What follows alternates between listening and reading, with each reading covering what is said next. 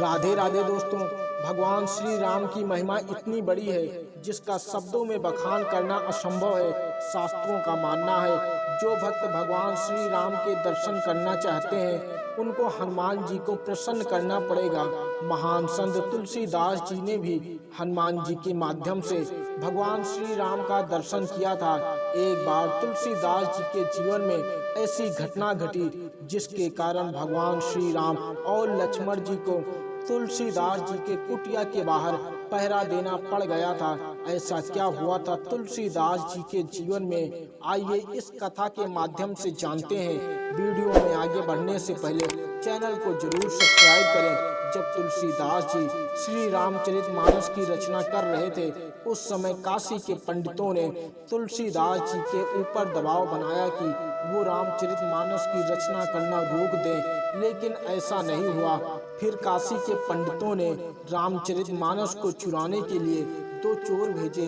जब वे दोनों चोर तुलसीदास जी के कुटिया के सामने पहुंचे तो उन्होंने देखा कि 2 शूरवीर हाथ में धनुष बाण लेकर पहरा दे रहे थे।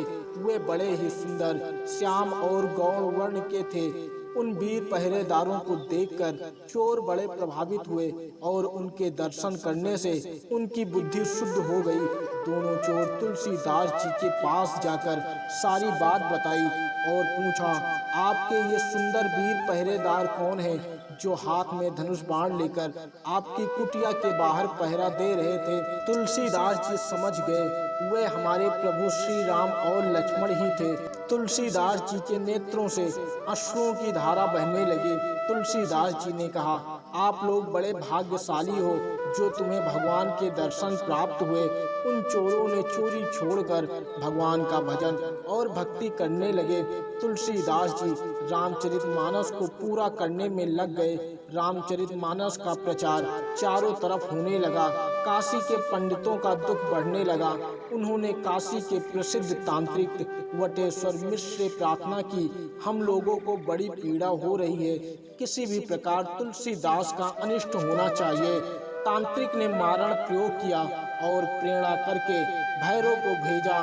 भैरव जैसे ही तुलसीदास जी के पास गए वहां पर स्वयं हनुमान जी तुलसीदास जी की रक्षा कर रहे थे।